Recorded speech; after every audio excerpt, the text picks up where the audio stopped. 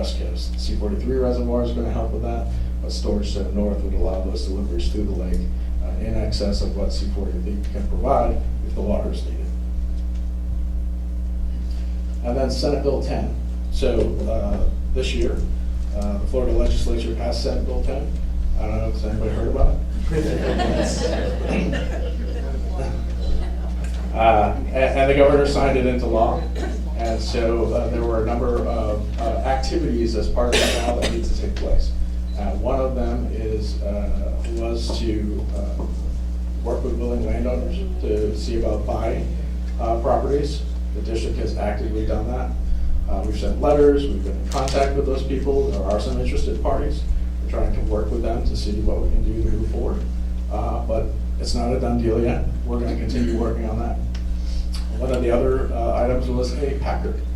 As many of you may, if you're following this, have seen the letter back from the Corps of Engineers. We sent a letter inviting them to develop a Packer with us. The Corps wrote back, or asked for additional time, and then wrote back in August and talked about their preferred method, which is the PIR, and they cited some concerns associated with funding at that time. I, in turn, sent a letter last night to the Colonel offering some of the funds that we have that were appropriated by the legislature to bring them to the table to ensure that we can expedite the process under the Packer. I gave them two options. I'm hoping that we'll be able to work through it. One was to pay for the Corps to be at the table to actually do the planning. And if they couldn't dedicate those kind of resources, recognizing all of the other planning activities we have going on now, would be to bring at least the policy and planning program folks to the table to ensure that if the district were to take the lead and try to meet the ambitious timeframes that are in Senate Bill 10, that there was somebody from the Corps there to help us check the box along the way so that we could ensure our cost share and approvability from Corps headquarters and the ASA's office. Ernie, could you explain Packer to everyone? And Sure. What that 82 property is in consideration? Yep. It used to be itself. Yep. So, and that's a great way to start. So if you look at the footprint we have here, minus the colored properties, that was the footprint that was anticipated for the Central Everglades Planning Project. That was going to be a low-level impoundment that would hold water and work in conjunction with A1 FEV, SDA 2 and SDA 3-4 to clean the water before you move it south. Senate Bill 10 had acquisition of the lands you see here in the purple and the yellow. Lands here are already owned by the state regional district as well as some of the little black parcels you see in there. So the limited, it was limited acquisition to willing landowners in this particular area. That's what I mentioned before. We were close to or working with them in hopes of being able to acquire their lands so that we can expand that footprint off to the side. And then as part of the post-authorization change report, so they have all these fancy acronyms. Every time something needs to be done, the federal government has a specific name associated with this one. This one happens to be the Packer Post-Authorization Change Report. Essentially what it does is, this was an authorized project by Congress. We're going to change that project, and so that's the vehicle and the method for doing that. So what we asked of the Corps yesterday was, we recognize that the PIR process has to go by a 3-by-3 process of 3 years, $3 million. What we're hoping to do is meet the timeframes set forth in law for the post-authorization change report, which is October of next year.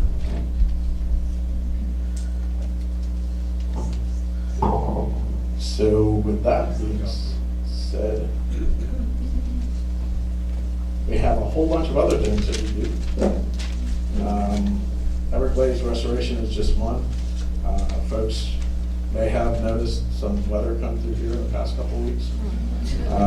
The district has a very prominent role in protecting the 8.1 million people that live in South Florida, as well as not just from flooding, but provide them water supply. And so we continue to have our hands full, and probably will for years to come, but we're here to serve you. So with that, yes, any questions? Thank you very much.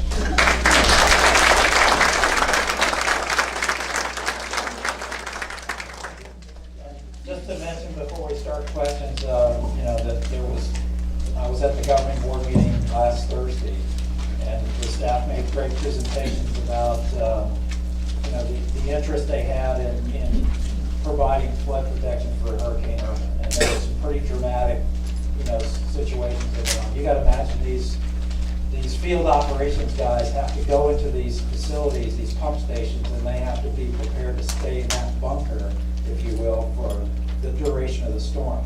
So those of us who went out without power for a couple of days, these guys were in these bunkers. They were trying to manipulate pumps and generators to keep pumps going so that people wouldn't get flooded downstream in those canals and stuff. So there's a lot of commendation that goes on to those staff members who did a lot of work.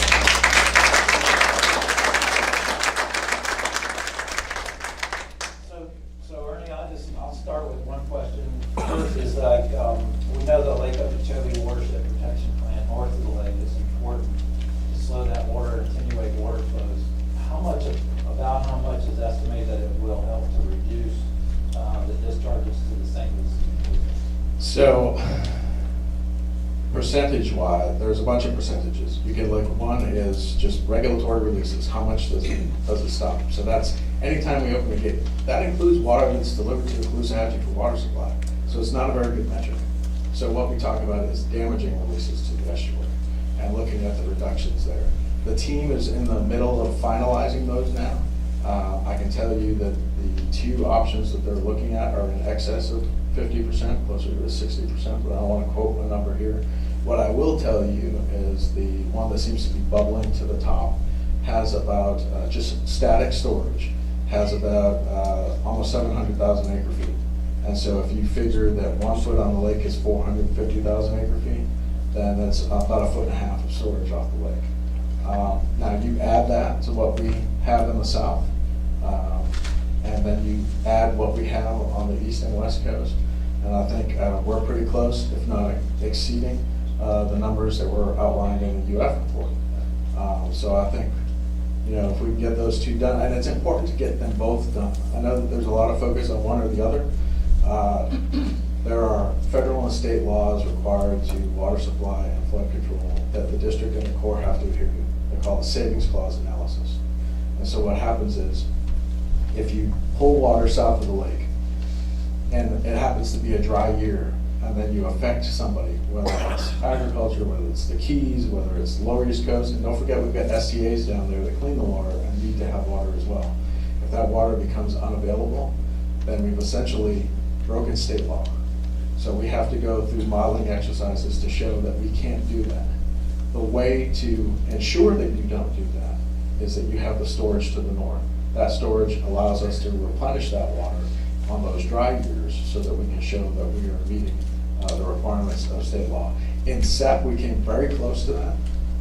We had to actually make some interconnections between the C44 and the C23 so that we could take some of the excess basin runoff there to meet the savings clause analysis.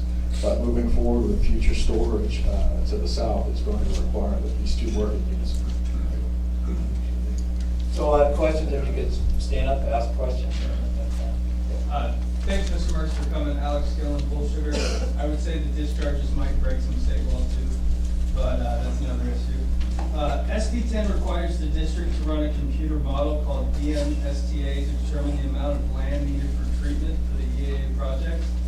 The version of Senate Bill 10 that passed reduced the footprint for the reservoir from 60,000 acres to 17,000 acres roughly, and took all the land out for treatment. So at that acreage, to build a 240,000 foot reservoir, we're looking at about a 14-foot high reservoir, and there's no treatment.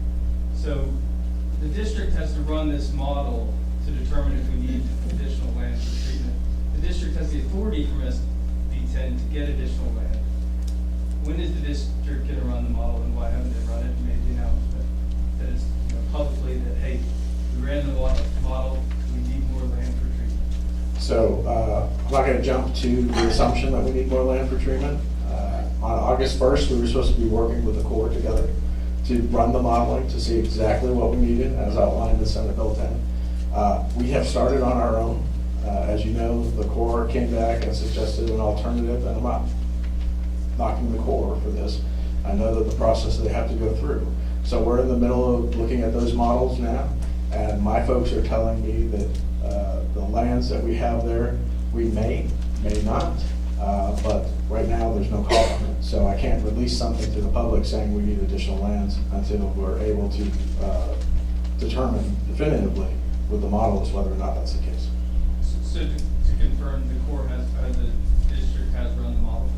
We're in the process of running the models. So you do kind of a quick spreadsheet analysis first to look at your options and what will work, what won't work, and then you go through the detailed modeling. So you start building your assumptions, you start getting the feedback, you start looking at the models and determining, okay, for some reason this doesn't look right. You go back, you look at your assumptions. So it's not just you run a model, you get an output, and you're good to go. It's a process, it's a long deliberative process. And so in doing that, we'll come up with an answer, and at some point we'll be able to release that.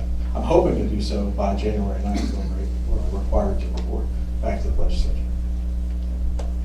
Thank you. Any other questions? Kenny, and then we'll go to Dave in the back. First of all, thank you for coming. We really appreciate it.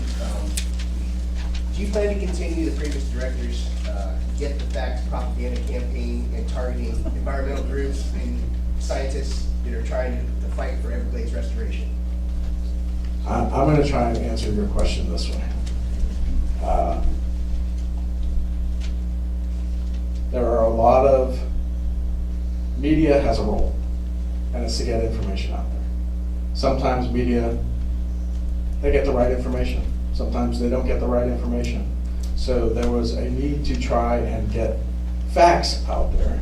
Now, I still think we'll get the facts out there, but I think what you'll see is in getting the information out there, the intent is not to try and stir controversy or try to label anybody, but we're an agency that's required to be non-biased.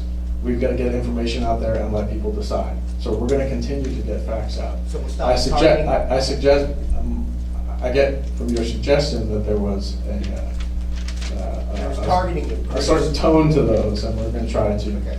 do the best we can to just get the facts out. Thank you, sir. Yep. Thank you. We'll go to Dave and then to Mike. Could you comment on the efficacy of the 10 Mile Creek project and to what capacity it's working at now, please? Sure. So, and that's a great question. I'm glad you asked that. So we went through the rehabilitation process for the reservoir. We're still in the grow-in process for the SDA, but under Irma, there was a need to really crank up those operations very quickly. If anybody had driven by the Gordy Road structure or seen the pictures of the Gordy Road structure, it was completely underwater after Hurricane Irma came through. We were able to mobilize and get crews out there to start pumping, even though we hadn't fully completed everything we wanted to do, and we were able to hold an additional 4 feet of water in that reservoir and help with some of the flooding issues that we were seeing downstream. So we've gone out now under extreme circumstances. We've done our inspections. I haven't heard about any issues associated with the reservoir after our rehabilitation efforts. So my hope is, and I'll go back and follow up with my folks, my hope is that we have a facility that we can use in the future. Good question. Mike, you have a question? And then Mr. Mark, welcome, and congratulations on your new post. Or condolences. I toyed with painting a target on me. It's not a few weeks, hurricanes have shined a spotlight on the dike, of course. The dike is a great concern to all of us. In light of the fact that the lake is rising, and is still projected to go to 17 feet beyond, during the rains, we have great discharges to the coast. Why did the district suspend the WOD permits that allow the EA sugar farmers to back pump their fields at such a time, which fills the canals, the Glades residents, make it impossible for their street runoff to get to those canals, and by and large, you have to back pump the lake at a time when you're discharging and fearful of the dike breach? Would you explain that? So I can present some information, not all the details, you know, not all the numbers with me. But I can tell you that when we started our operations, it was specifically to address the cities. And I asked my folks, we need to address the cities. Are we having pumping that's occurring in the EAA at the same time? And they had communicated with the farmers, and they had held back on their pumping so that we could address those local areas. I can't tell you what day it started, what day it stopped. But yes, there was pumping that occurred after that. We have a responsibility under state law and through the permits that are issued to provide a certain amount of flood control to that area. So yes, there was pumping that occurred after that to help so that in doing that, we wouldn't have an effect on those local municipalities. But that pumping stopped when we had the ability to move that water south and store it to the south. Good question. That lake is coming up pretty fast, and we'll get back to Joe Neeson. Let me interject a question though, to follow up on that is with the lake rising, I mean, we're at 16 plus feet now, 16.3.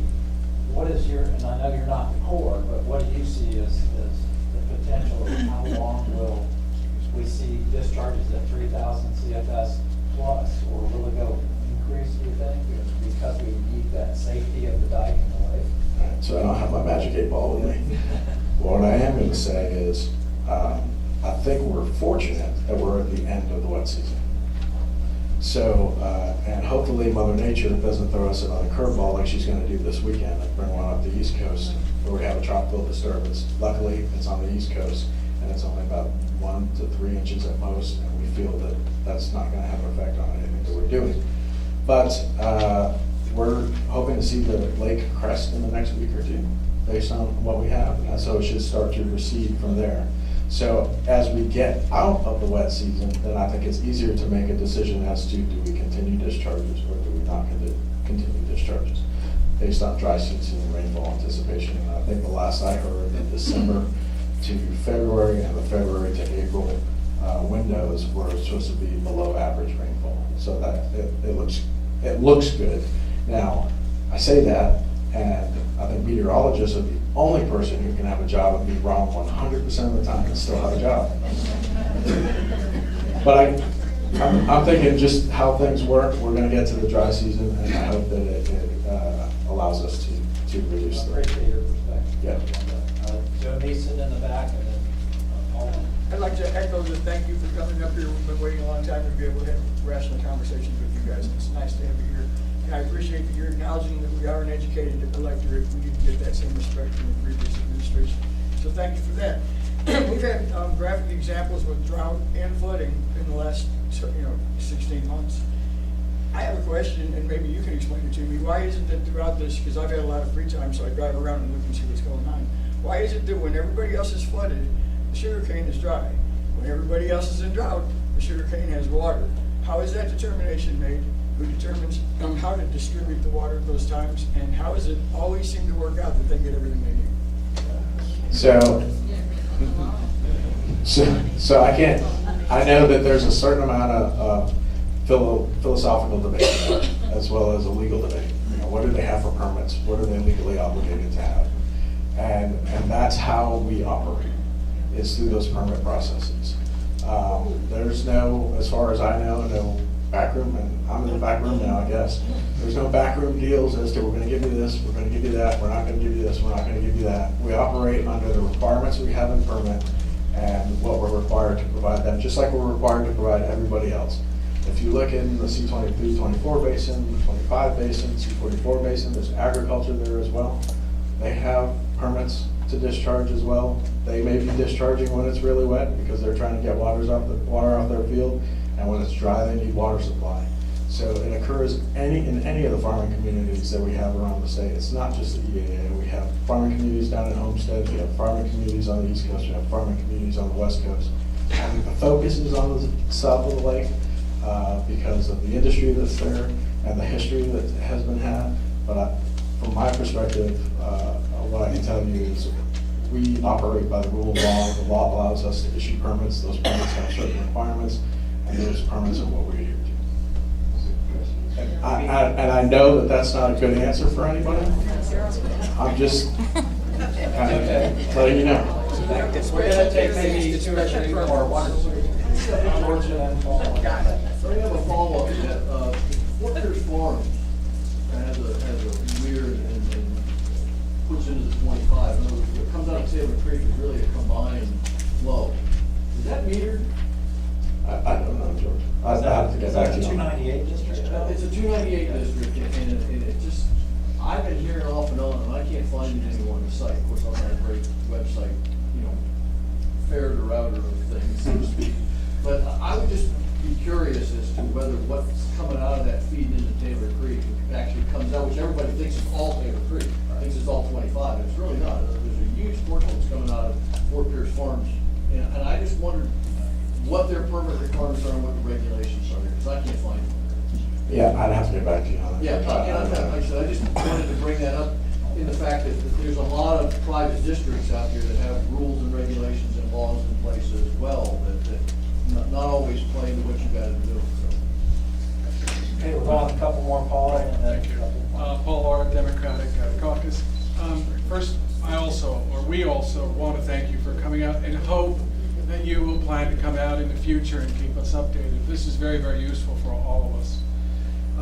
The point I wanted to make was you had talked about discharges coming in the dry season, and my definition of part of the dry season is from February through April before the wet season starts, and you're talking about discharges.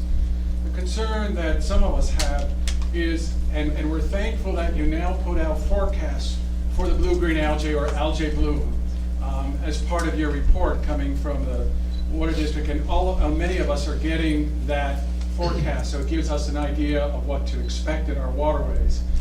And if you're looking at February through April, let's say, that's the start of the growing season. It's the same for blue-green algae. They love the more water, all the hormones are out there, the phosphorus, nitrogen, which help that.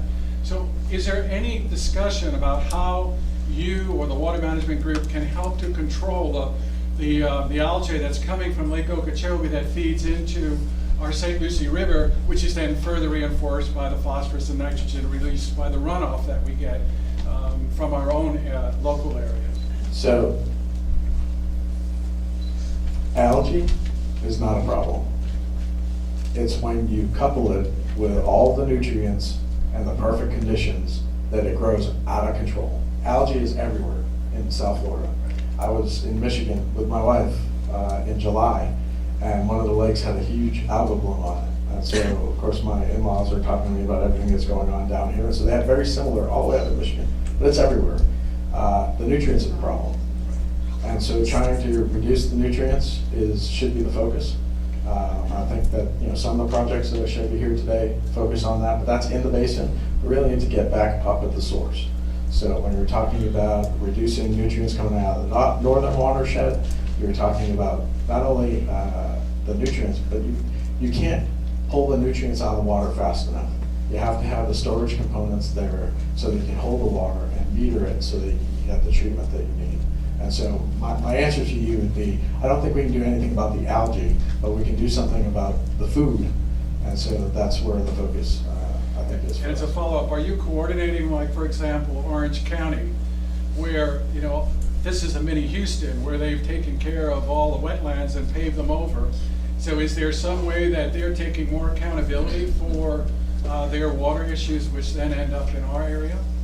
So a couple things. When we're looking at restoration, we look throughout the watershed. There are projects and things that I think a lot of municipalities could do. That are both storage as well as treatment, and I think that they're addressed through DEP's BMAP process, and we try to help coordinate with that. So when we're talking about the municipalities, we're talking about those. I think when you're talking about the district's role is there's still water that's going to make its way to the lakes, going to make its way down the river. We're trying to put our focus there to see what we can do to get the most bang for the buck. Thank you very much. You're welcome. We got one in the back, and then come back up here, and then we'll wrap it up. Yes, sir. Yes, Okay, well, I ma'am. had a very short and a long question, and the longer question was about this issue, is that how much pressure is being felt by the people north of the lake in terms of, or not having to be their toilet all the time? And my second question is, sitting back here, I can't read much, is there a link to your PowerPoint demonstration? I can send a copy to Mark, and then he We'll can put get it it on out the there. Rivers Coalition Thank you. website, yeah, we'll send a copy of that, thank you. One more up here in the front, and Alex? Mr. Marks, I just wanted to follow up. With the modeling, you all have started it. My understanding is it takes 3 weeks to run. So are you gonna release it within 3 weeks, the results of the model required by SB10? All I can say, and you're right, it required us to use that, it also required us to use other models. those models work in conjunction with each other. So when you look at different storage configurations and you look at treatment, you've got to run all of those. So just one model in 3 weeks, I know you're looking for an answer that I can't give you. We've got multiple things that we need to do in order to get that out. It's going to take a little bit of time, and when we have the information, we'll release it. One thing, before we close, I want to ask you, are you available for folks to call your office? Birthday parties.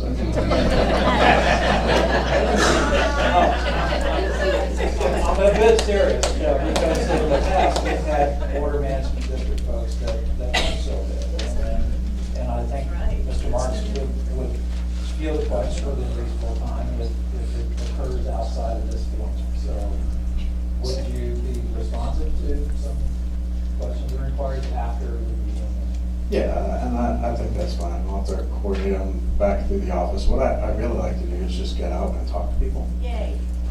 So if I can come to you,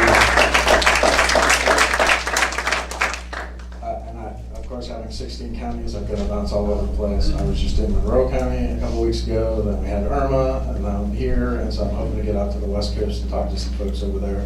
So I really look forward to the one-on-one interaction. And so hopefully, there'll be a future event. I know my schedule is kind of insane, but that I can participate in and talk with folks again. Well, we really, really appreciate that, and we appreciate him coming because of, with Irma and all the stuff still going on in a lot of parts of the district. He's here, he's given a presentation to us, and I want to thank you.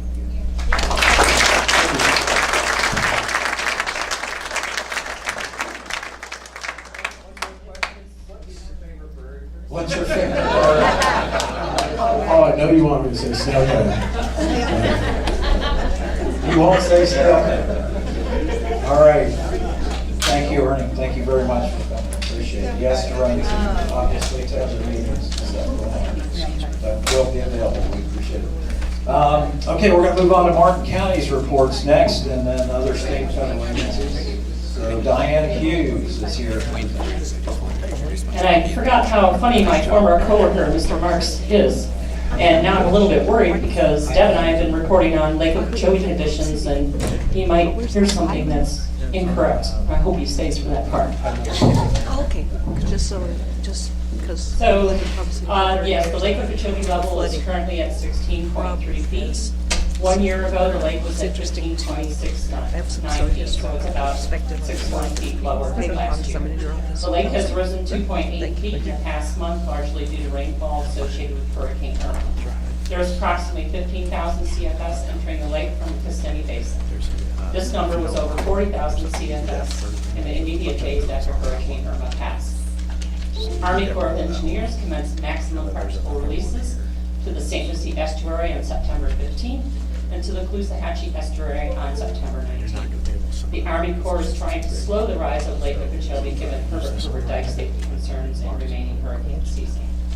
Extremely turbid water from Lake Okeechobee, averaged 72 NTUs, is being released, which can be seen throughout the estuary and through the inlet into the ocean.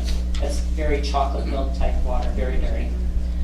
We are waiting to see when the wake will peak, potentially around 17 feet, to determine how long a release event this could be.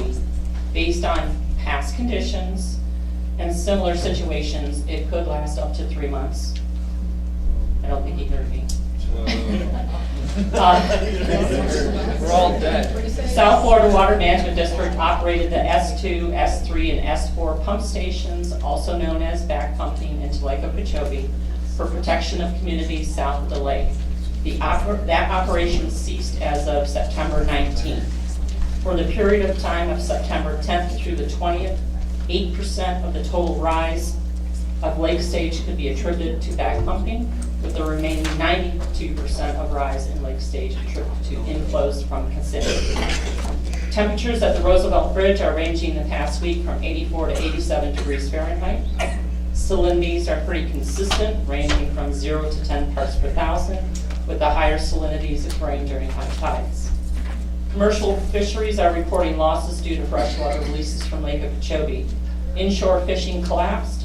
Kingfish season was forced to end early, and the upcoming Spanish mackerel season is impacted by fresh water. They expect to lose about 1 month of fishing, but that will be dependent on how long the releases last. Project updates. Both pre and post-Hurricane Irma, project assessments and inspections were completed countywide. There were some failed covers, but generally the stormwater facilities and structures fared well.